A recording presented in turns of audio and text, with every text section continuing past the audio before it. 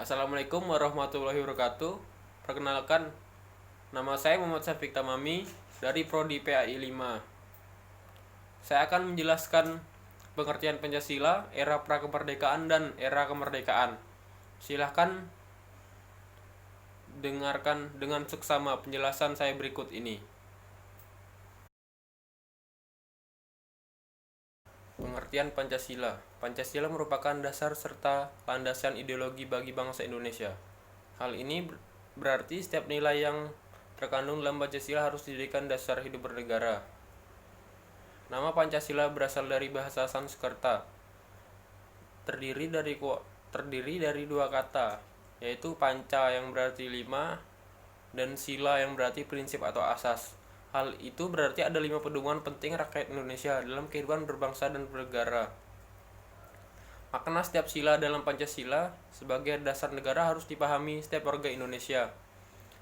Tanpa memahami maknanya, Pancasila mungkin hanya dianggap sebagai slogan semata.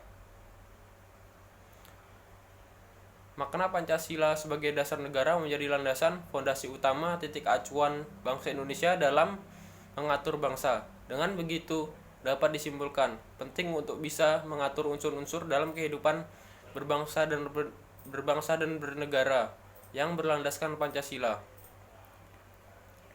Bahkan saking pentingnya, pada 1 Juni ditetapkan sebagai hari kelahiran Pancasila sesuai keputusan Presiden nomor 24 tahun 2016. Keputusan tersebut disampaikan Presiden Joko Widodo pada 1 Juni 2016 di Gedung Merdeka Bandung. Tanggal tersebut dipilih karena 1 Juni 1945 Presiden Soekarno menyampaikan pidato berjudul Lahirnya Pancasila. Rumusan Pancasila yang dikemukakan Soekarno tersebut akhirnya dinyatakan sebagai dasar negara Indonesia oleh BPUPKI. Fungsi Pancasila: 1. Sebagai dasar negara kesatuan Republik Indonesia. 2. Sebagai pandangan hidup bangsa Indonesia. 3. Sebagai kepribadian bangsa Indonesia. 4. Jiwa bangsa Indonesia. 5. Sumber dari segala sumber hukum. 6. Perjanjian luhur bangsa Indonesia. 7. Falsafah hidup yang mempersatukan bangsa. 8. Cita-cita dan tujuan bangsa Indonesia. 9. Ideologi bangsa Indonesia.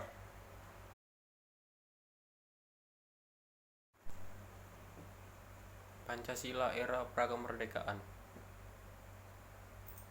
Indonesia dahulu kala sebagai sebuah bangsa, embrio bangsa Indonesia dapat dilacak dari abad ke-7, ditandai munculnya kerajaan Kutai, Mataram kuno, Sriwijaya, Singosari, Majapahit, Demak, Samudra Pasai, Banten, Tidore, dan lain-lain.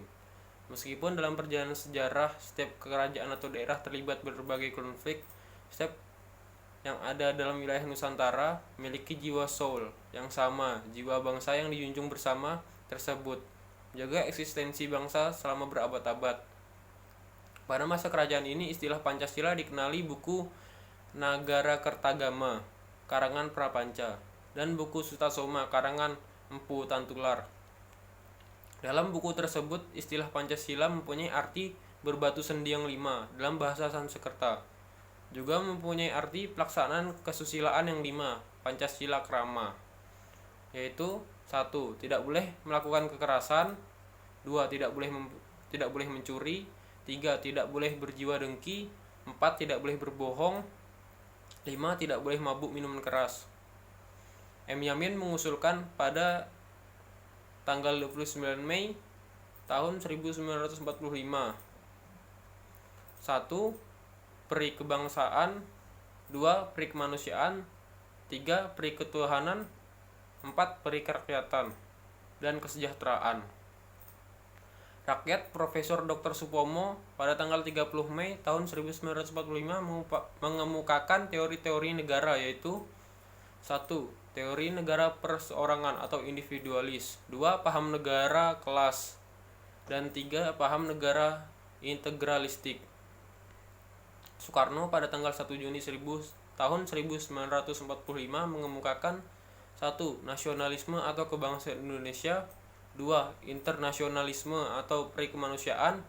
3. Mufakat atau demokrasi. 4. Kesejahteraan sosial, dan 5. Ketuhanan yang berkebudayaan.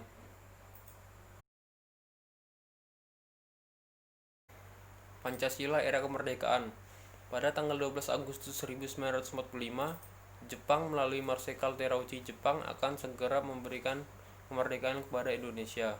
Menginginkan kemerdekaan Indonesia pada tanggal 24 Agustus. 2 hari kemudian, saat Soekarno, Hatta, dan Rajiman kembali ke tanah air dari Dalat, Sultan Syahrir mendesak agar Soekarno segera memproklamasikan kemerdekaan. Soekarno tetap bertindak hati-hati. Pada tanggal 14 Agustus 1945, Jepang secara resmi menyerahkan kepada sekutu kapal USS Missouri pada dini hari tanggal 16 Agustus 1945. Golongan muda membawa Soekarno bersama Fatmawati dan Guntur yang baru berusia 9 bulan dan Hatta Kerengas Dengklok. Pancasila Orde Lama. Republik Indonesia Serikat dibubarkan pada 17 Agustus 1945. Berlaku UUD tahun 1950. Dibentuk Badan Konstituante untuk menggantikan UUD 50. Ada 2 pandangan besar terhadap dasar negara yang berpengaruh terhadap Badan Konstituante. A. Kembali ke Undang-Undang Dasar 1945 dengan Pancasila sebagai dirumuskan dalam Piagam Jakarta sebagai dasar negara. B. Kembali ke Undang-Undang Dasar 1945 tanpa cadangan, artinya dengan Pancasila seperti yang dirumuskan dalam pembukaan Undang-Undang Dasar yang disahkan PPKI 18 Agustus 1945. Kedua usulan tersebut tidak mencapai quorum keputusan sidang konstituante. Pancasila Orde Baru. Orde Baru bercita-cita melaksanakan Pancasila dan UUD secara murni dan konsekuen.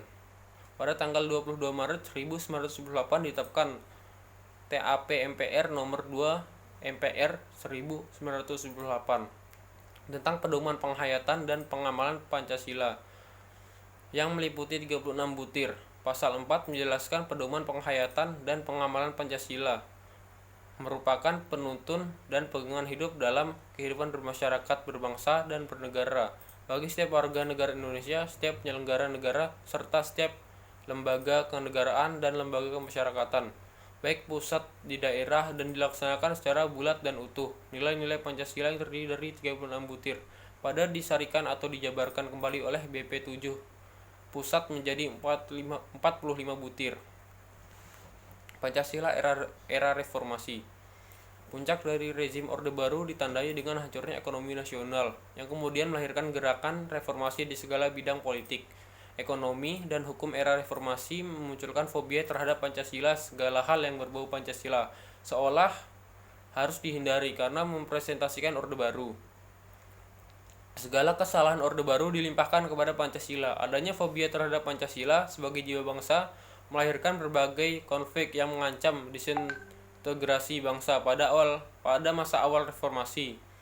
Misal konflik Ambon, Poso, Sambas, dan Sampit, GAM, Ninja Banyuwangi, dan lain-lain. Diskursus tentang Pancasila kembali menghangat dan meluas mulai tahun 2006. Sekretariat Wapres Republik Indonesia pada tahun 2008 atau 2009 secara intensif melakukan diskusi-diskusi untuk merevitalisasi dan sosialisasi nilai-nilai Pancasila.